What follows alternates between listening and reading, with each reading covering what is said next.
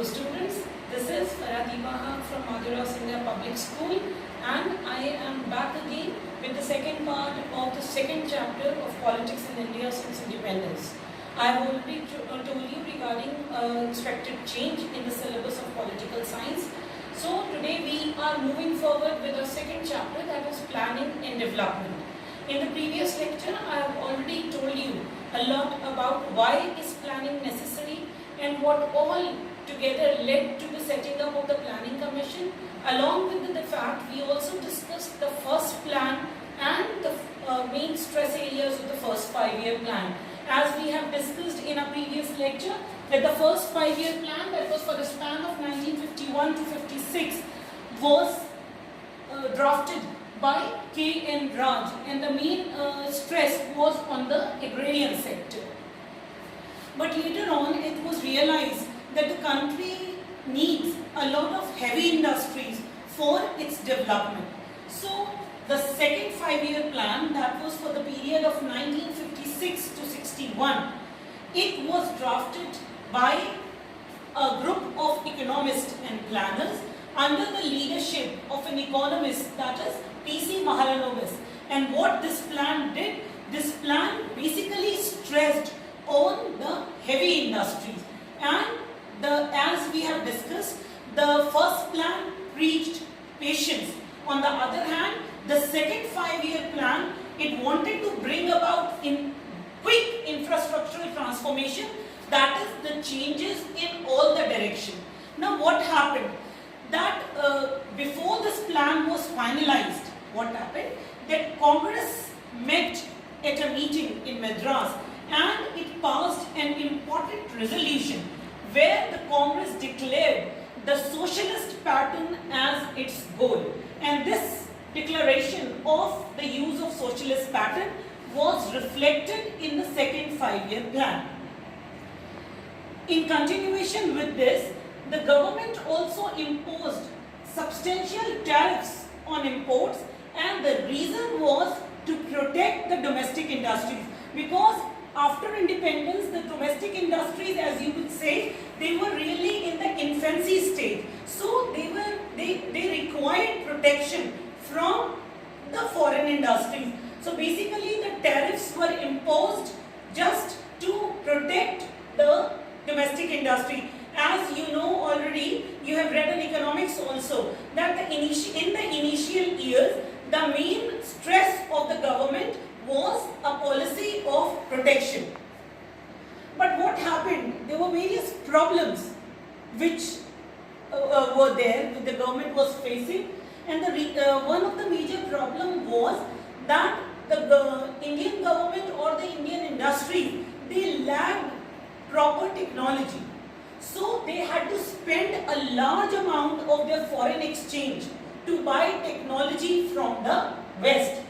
Moreover, the industries attracted much more investment than the agriculture. So as a result, it led to a possibility of a food shortage. Here many critics, they started opposing the second 5-year plan. Why? Because they thought that a country which has its base in an agrarian structure, where most of the people are dependent on agriculture, it do need to lay more stress on the agriculture sector. We will do a quick comparison between the allocation of resources, percentage of allocation of resources between the first 5-year plan and the second 5-year plan. If you see the agriculture and the other development, then commercial development, then what you will see that the allocation of resources went down from 15.1% to 11.8% in the second 5-year plan. Similarly, the investment in the irrigation and flood control, it also went down from 17 to 10.1%. Whereas the allocation of resources in industry and mining, it had a steep increase from 7.6 to 18.5%. Whereas the investment in the social services sector, which includes the education or the health sector, there was a little decrease from 22.6% to 19.7%. And finally, if you talk about the other miscellaneous things, then also the allocation of resources went down from 2.3 to 2.1%. There can be a minor change in the percentages from in different books, but this is just to give you an idea in the change in scenario from the first 5-year plan to the second 5-year plan. Now before we discuss, in two plans, one thing was very clear, that the first plan laid stress on agriculture, while the second plan laid stress on the key heavy industries. And this pattern was more or less same in the next plan also. So this all led to a series of controversies, where the first controversy, if you see, now it is a comparison between the agriculture and the industry.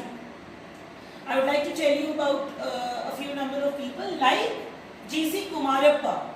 G.C. Kumarappa was a Gandhian economist, and what he suggested another blueprint for development, and that is which stressed on rural industrialization. You know why? Because what the critics said, they said that the stress on the heavy key industry is actually leading to the development of the urban sector or the urban area, and a decline in the growth of the rural area. So G.C. Kumarappa, he propagated industrialization, but rural industrialization. On the other hand, was people like Chaudhry Charan Singh, another senior leader. He accepted the fact and that agriculture should be the center of planning in India, because of course the reason, as I gave you earlier, that he felt that India is a country which is an agrarian economy. So agriculture should be the main center of planning of the government of India. Other than this, there were various other number of economists and leaders who thought that without industrial production increase, without an increase in the industrial production, the country cannot escape from the poverty cycle. As you all must be aware of the fact that all the developed countries of the world, dependence on agriculture is much less than, as you could say, the dependence on the primary sector is much less than that in the secondary and the tertiary sector. Why? Because dependence on the primary sector is considered to be a symbol of backwardness. So these people thought that without an increase in industrial production, the country cannot come out from the poverty cycle. Then along with this, there was a very important problem, and that was the non-implementation of land reforms. We have talked in our earlier class that there were land reforms, but the thing is this, that these land reforms were not implemented properly. The second controversy was between the public and the private sector. Now what happened, as you know, that in the beginning there was a controversy that whether the country should go for the capitalist economy or the country should go for a socialist economy. India did not go for either of them. India adopted a mixed economy. A mixed economy means where a particular number of industries like agriculture, trade, general industries, they were left in the private hands. On the other hand, the key heavy industries and the industries or the services related to the infrastructure were kept in the hand of state. Why? Because the private industries, of course, they will aim for profit maximization. And if all the industries will be given to the private sector, then the government feared that the local interest of the people, the interest of the common people will not be taken care of. So this was the division between the public and the private sector. We will now move to the next important aspect, and that is the outcomes of all this. But that we will discuss in the next class. But before that, I want to sum up this lecture by telling you something about the Niti Aayog. Now what is Niti Aayog? Niti Aayog was formed by the government of India to replace the Planning Commission on 1st of January 2015. The basic aim of the Niti Aayog was to foster involvement and participation in the economic policy making process by the state. So it is a, you could say, it is a policy think tank of the government of India with the aim to achieve sustainable development goals with cooperative federalism by involving the state government. So it aimed to involve the state government also in the planning of the industry. In the next lecture, we will be talking about the journal main outcomes along with a short assignment for your holidays. Till then, keep studying.